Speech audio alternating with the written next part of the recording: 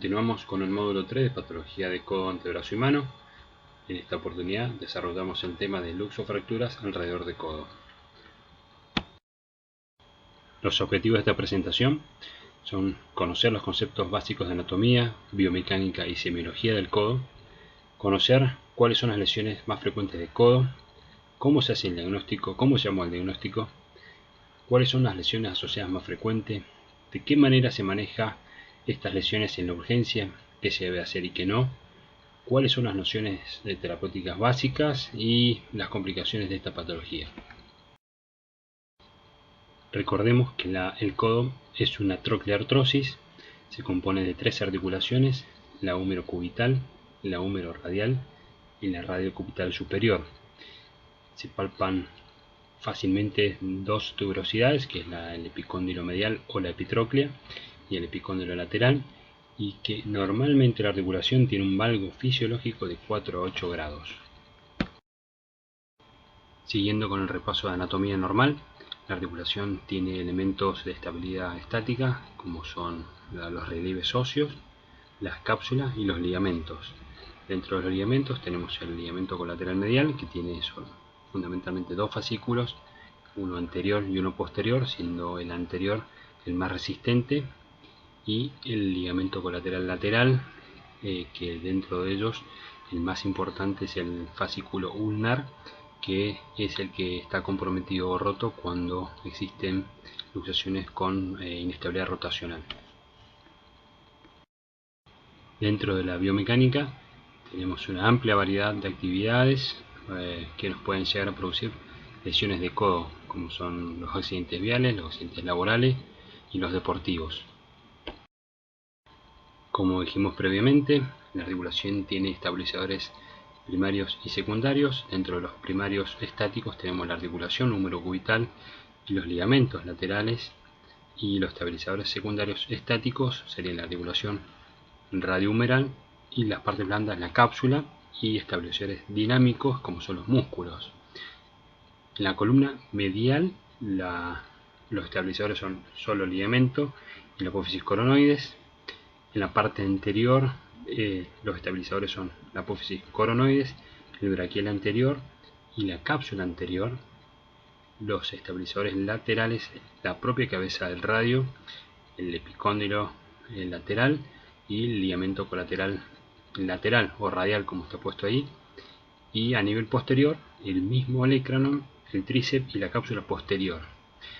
Y como dijimos previamente, el codo tiene un valgo fisiológico de 4 a 8 grados. Por lo tanto, cuando un paciente se cae con el brazo extendido, el codo extendido, apoya su mano, como tiene ese codo hacia el valgo, la primera lesión, la primera estructura que se pone en tensión y es la que resiste al mecanismo es el ligamento colateral medial. Cuando este se rompe, la cadena sigue hacia la parte anterior. Entonces se rompe la cápsula, ya sea se desgarra la cápsula o arranca la apófisis coronoides. Y después rompe en tercera instancia el círculo de lesión, va hacia la cara lateral, o fractura la cabeza del radio o el capitellum o el ligamento colateral radial. ¿Cómo hacemos el diagnóstico en general en las lesiones de codo?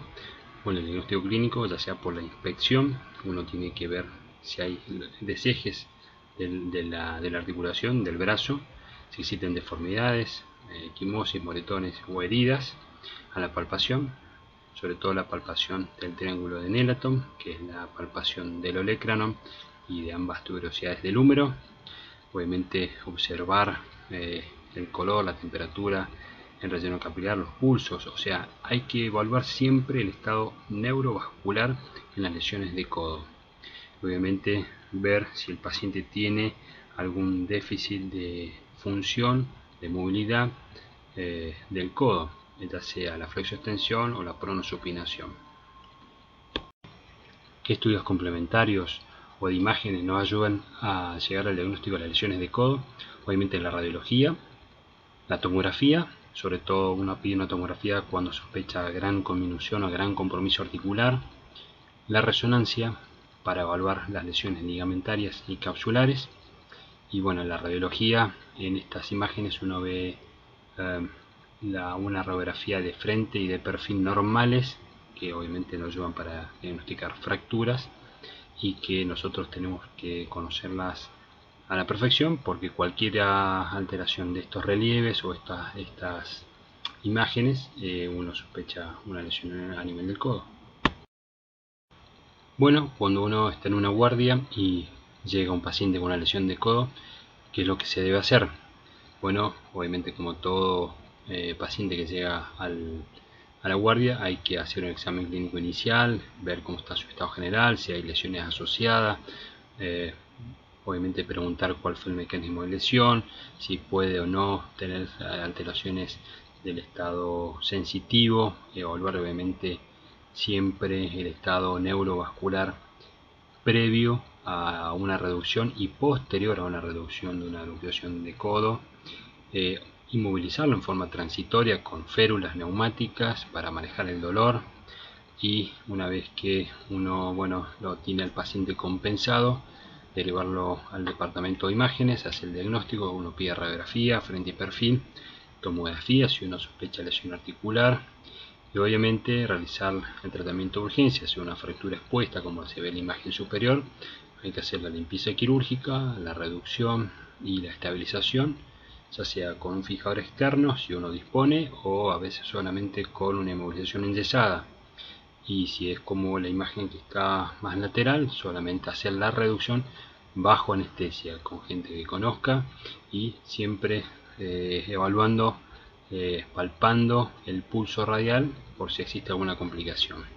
Que no debemos hacer, obviamente, es movilizar bruscamente al paciente, intentar hacer reducciones sin conocimiento de cómo se hace una reducción de codo, y bueno, obviamente derivarlo al sector adecuado. Bueno, ya ahora específicamente en las luxaciones de codo, estas lesiones se producen por un mecanismo indirecto.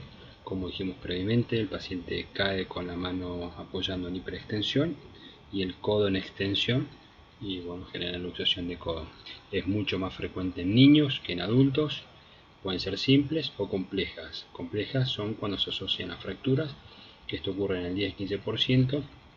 El diagnóstico lo hacemos clínico porque obviamente el paciente llega con mucho dolor y deformidad y con el codo en flexión. En ese momento uno tiene que evaluar las lesiones vasculonerviosas o si existen lesiones vasoasociadas, y el diagnóstico radiológico con una radiografía simple o una tomografía, y ahí abajo de esa imagen son las férulas de inmovilización transitoria. Las luxaciones de codo se clasifican según el desplazamiento del cúbito sobre el húmero, y puede ser posterior, que son las más frecuentes, sobre todo la posterolateral, puede ser anterior, externa o interna, y la divergente. En esta diapositiva vemos nuevamente cómo son las radiografías normales de una articulación del codo, y en las imágenes inferiores las imágenes típicas de una luxación posterolateral pura de codo. En esta diapositiva vemos ejemplos de una luxación lateral de codo y una luxación divergente. Esta última lesión realmente de muy poco frecuente. El tratamiento de la luxación de codo en urgencia es la reducción cerrada bajo anestesia general, siempre bajo anestesia general. Luego de la reducción uno evalúa la estabilidad ligamentaria y obviamente el estado vascular, palpando el pulso radial, viendo su amplitud, ya que la arteria braquial puede estar comprimida en la parte anterior junto con el nervio mediano. Uno llega a la reducción abierta en casos que no pueda hacer la reducción cerrada, y en el postoperatorio uno obviamente evalúa nuevamente el estado neurovascular durante la internación y hacen radiografías de control para constatar la reducción. Estas lesiones se inmovilizan con un yeso bivalvado en 90 grados de flexión de codo con pronosupinación intermedia. Dentro de las complicaciones uno puede tener complicaciones agudas inmediatas, que es la lesión neurológica o vascular con el desarrollo de un síndrome compartimental, que uno en forma inmediata debería descomprimir, hacer la fasciotomía o reparar la arteria o ir a descomprimir el nervio que ha sido atrapado.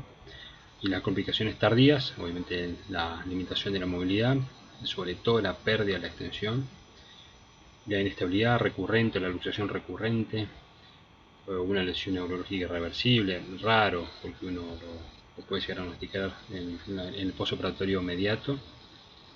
La osificación heterotópica, o sea, las calcificaciones heterotópicas, y obviamente la rigidez articular, que en pacientes mayores de 55 años es mucho más frecuente. Y recordemos que son lesiones que la mayoría de los pacientes retornan a sus actividades previas a la lesión.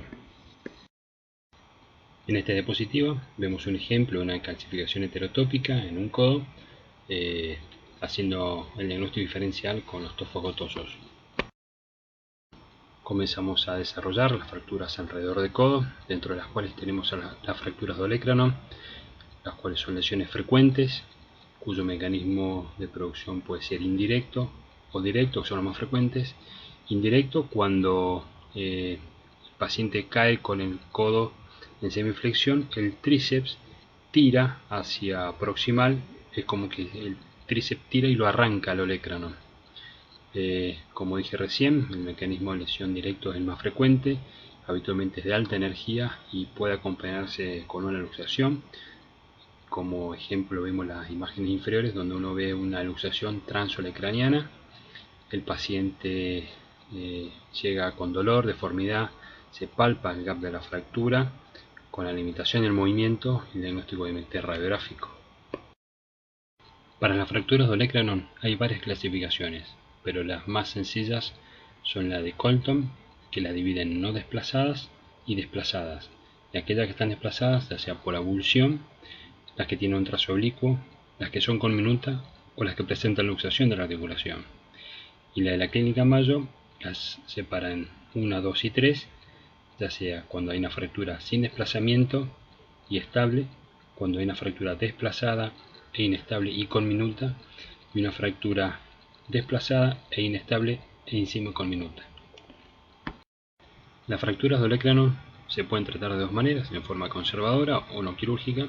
Aquellas fracturas que no están desplazadas, que son estables, que habitualmente se maneja con un yeso braquipalmar por 4 o 5 semanas. Y aquellas que están desplazadas o inestables, el tratamiento es quirúrgico, con una reducción abierta de fijación interna, ya sea con osteosíntesis o con obsoretracción. Dentro de las complicaciones frecuentes de las fracturas de olecranon son la pérdida de extensión, la falta de consolidación, tal vez más frecuente en las lesiones con la obsoretracción, la artrosis y la lesión o la neuritis cubital. Otras de las fracturas alrededor del codo es la fractura del extremo proximal de radio o la fractura de cúpula más conocida.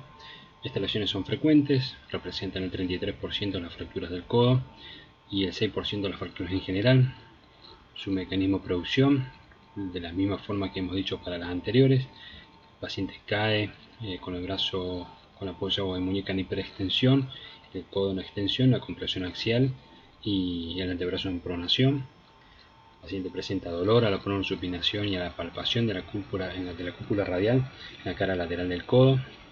Siempre evaluar la articulación radiocubital distal, ya porque puede haber lesión de la membrana interósea, eso se llama lesión de S-Clopresti. El diagnóstico es radiográfico, con una radiografía de anteroposterior o perfil, o la tomografía, cuando hay lesiones sin desplazamiento, y las fracturas de cúpula radial pueden estar aisladas o asociadas a lesión ligamentaria o luxación. Las fracturas de cúpula radial se clasifican según Mason en tipo 1, cuando son fracturas sin desplazamiento y estables, las tipo 2 cuando hay ya desplazamiento de la fractura, las tipo 3 cuando son con minutas o del cuello del radio, y las 4 cuando hay luxación tanto de la cabeza del radio o de la articulación del codo. En esta diapositiva vemos ejemplos de fracturas de cúpula radial, en la cual en la imagen A, B y D vemos fractura tipo Mason 2, y en la imagen C vemos una fractura de cúpula radial articular con más fragmentos, o sea una Mason tipo 3. Las fracturas de cúpula radial se pueden tratar de forma conservadoras, aquellas fracturas articulares no desplazadas o del cuello con una angulación menor a 20 grados, o sea una Mason tipo 1. Estas fracturas se tratan con una inmovilización transitoria de 7 a 10 días y luego del mismo empieza con movilidad controlada asistida, se prohíbe la carga y el apoyo y se empieza la rehabilitación. La otra forma de tratamiento son las quirúrgicas, dentro de las cuales tenemos las fracturas tipo Mason 2, 3 y 4, y las opciones que tenemos es la reducción abierta y fijación interna, la cupulectomía o la artroplastía. En pacientes jóvenes siempre hay que intentar hacer la reducción abierta y fijación interna, intentar siempre preservar la cabeza en radio nativa. Las complicaciones que puede tener esta fractura son la consolidación viciosa, el déficit de pronosupinación y la lesión del nervio radial. Recordemos que el nervio radial, la rama motora, atraviesa el supinador corto. El supinador corto está en el extremo proximal del radio, por lo tanto uno cuando intenta hacer la reducción de histosíntesis con una placa puede llegar a lesionarlo, o cuando el radio está luxado puede haber compromiso del nervio radial. Las opciones de tratamiento quirúrgico son los tornillos de Herbert o las placas con tornillos. Como dijimos previamente, si uno tiene una fractura de extremo proximal de radio, cúpula radial tipo Mason 3 con minuta, bueno, las opciones son la reducción abierta y fijación interna, sobre todo en pacientes jóvenes. Si el paciente ya tiene más edad, bueno, uno puede llegar a hacer una cupulectomía, o sea la resección de la cabeza al radio. Esto tengamos en cuenta que provoca inestabilidad, por lo tanto uno tiene que constatar que el ligamento colateral medial es estable, o se puede hacer una artroplastía de cúpula radial, que es la imagen que se ve más lateral. Otra de las fracturas alrededor del codo es la fractura de apófisis coronoides. Son bastante menos frecuentes, aisladas son rarísimas. Habitualmente se asocia a lesiones ligamentarias y capsulares. Se produce por el impacto de la apófisis coronoides sobre la tróclea o por abulsión del braquial anterior cuando hay mecanismo de hiperextensión del codo. Esta apófisis coronoide es importante por la inserción del ligamento colateral medial y del braquial anterior, además de la cápsula. Son estabilizadores anteriores de la cápsula, y hay dos clasificaciones, una de Murray, que es esta, y la O'Driscoll, que vamos a ver en la siguiente diapositiva. Y Murray la clasifica en tipo 1, que es del tip, en la punta, las dos que son de a mitad de la columna, y las tipo 3 en la base. Sin embargo, la inestabilidad de esta fractura de coronoides no siempre está en relación directa con el tamaño. Esto significa que muchas veces tenemos una fractura tipo de Murray tipo 1 con una lesión o un codo inestable. Esta es la clasificación de O'Driscoll de fracturas de apófisis coronoides. O'Driscoll la clasifica en tipo 1, que son las fracturas de la punta, las tipo 2, que son de la fractura de la faceta anteromedial, y las fracturas tipo 3, que son de la base. Las fracturas de la faceta anteromedial son las más graves, son las más inestables. Dentro de las lesiones de codo, una patología que no podemos dejar de conocer es la denominada triada terrible de codo. Se denomina triada terrible de codo cuando el paciente presenta la luxación de codo con su lesión ligamentaria colateral medial y lateral, cuando presenta fractura de la apófisis coronoide y la fractura de la cabeza en radio. Es una lesión grave. El mecanismo de producción: el paciente cae con el codo en extensión, existen fuerzas combinadas de valgo, fuerzas axiales y rotatorias. Las fuerzas en valgo lesionan la faceta anteromedial de la coronoides y el ligamento colateral lateral. El diagnóstico, obviamente, con la anamnesis, con los antecedentes traumáticos, la desviación del codo, la tumefacción y el edema del brazo, del codo. Desde el punto de vista imagenológico, con una radiografía y sobre todo con una tomografía, una confirma las lesiones de la apófisis coronoides y de la cúpula radial, ve la cantidad de fragmentos que tiene. El tratamiento quirúrgico de urgencia, digamos, sería lograr la reducción articular. Si uno puede lograrlo a cielo cerrado, fantástico, lo inmoviliza. Y si no lo puede reducir a cielo cerrado, hace la reducción abierta, lo inmoviliza y después programa la cirugía. Aquellos pacientes que tienen lesiones estables, lesiones sin desplazamientos de la coronoides, fracturas tipo Mason 1 de la cúpula radial, y cuando uno hace la reducción, hace la evaluación ligamentaria bajo anestesia y este codo no es inestable, bueno, uno puede hacer un tratamiento conservador. Aquellos que son inestables, obviamente el tratamiento es quirúrgico. Hay que hacer una reducción y osteosíntesis de la fractura de la apófisis coronoides o un anclaje con un arpón y una reducción y osteosíntesis de la cabeza del radio y la reparación del ligamento colateral lateral también con un arpón. Este tratamiento debe permitir una movilidad precoz, así entonces se obtiene un mejor resultado funcional. ¿Por qué? Porque las complicaciones de esta triada terrible, primero es la inestabilidad residual y el déficit de movilidad.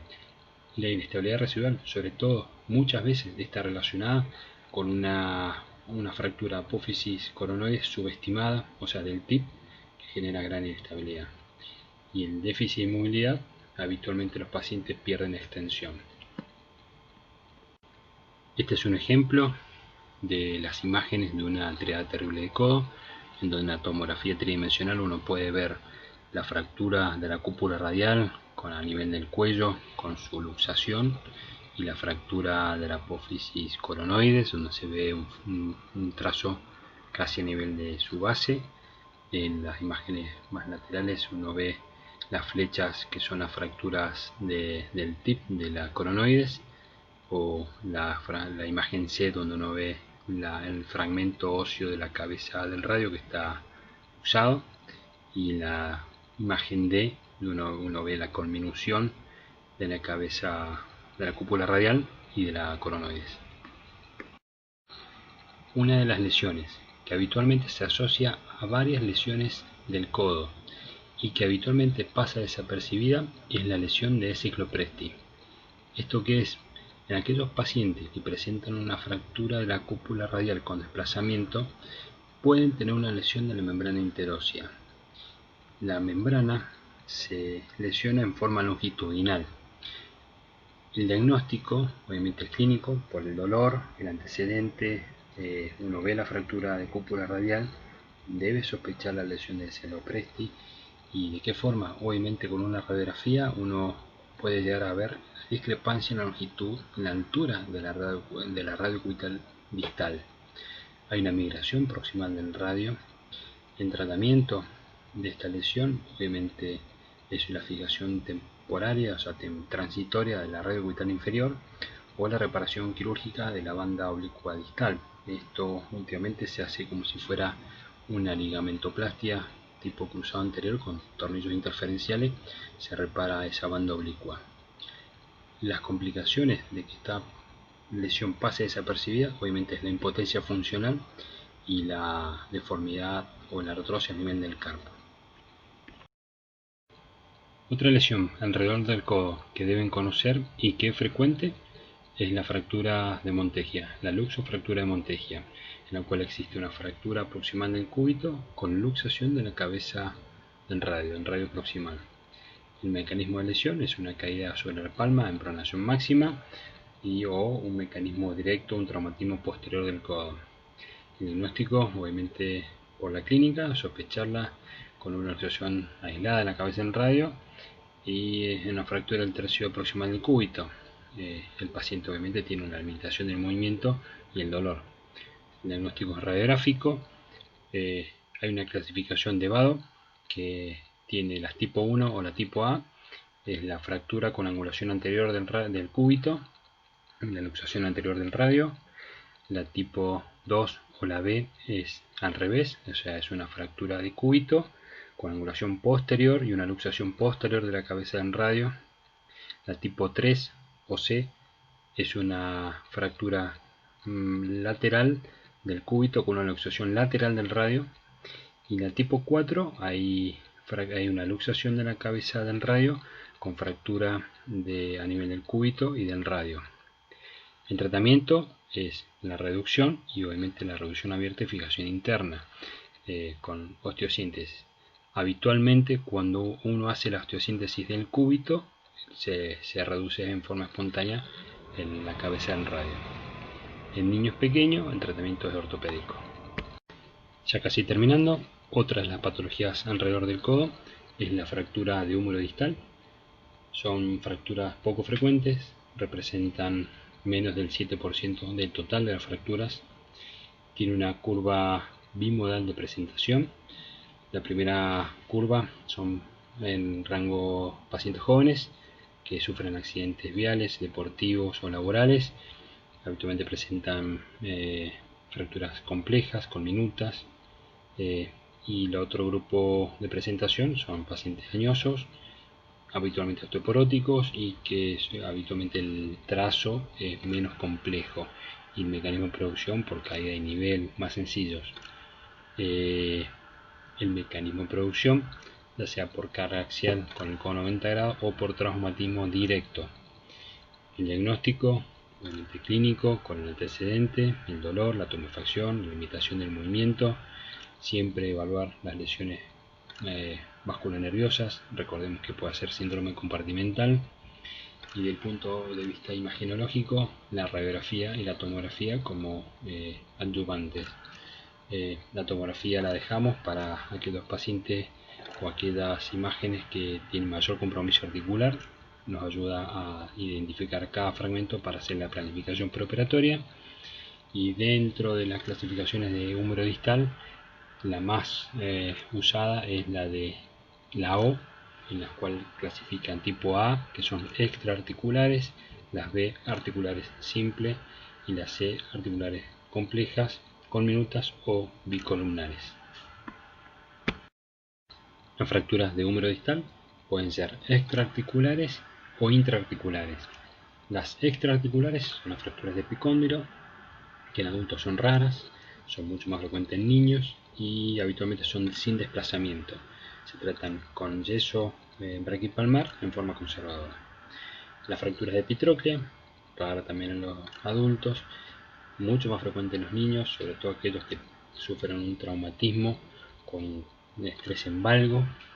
En estas fracturas siempre hay que evaluar el nervio cubital porque habitualmente es comprimido a través del ligamento de Osborn cuando se desplaza la fractura de epitróclea. Habitualmente requiere reducción abierta y fijación interna, y en los niños la más conocida como la tróclea encarcelada. Y después tenemos las fracturas supracondilias extraarticulares, pueden ser altas o bajas, representan el 15 a 20% de la fractura extremistal del húmero. Se producen por caída con codo en hiperextensión. El fragmento distal habitualmente se desplaza hacia posterior y en niños son muy frecuentes y siempre hay que tener cuidado porque pueden tener compromiso vascular. Esto es una urgencia en los niños. Y el tratamiento en los niños es la reducción y la fijación percutánea con clavijas.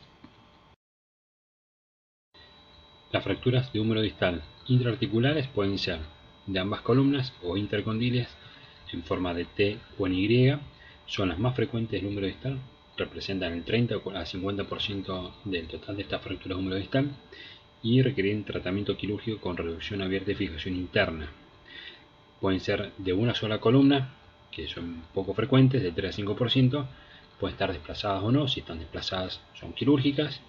Y las fracturas de tróclea, que son muy raras.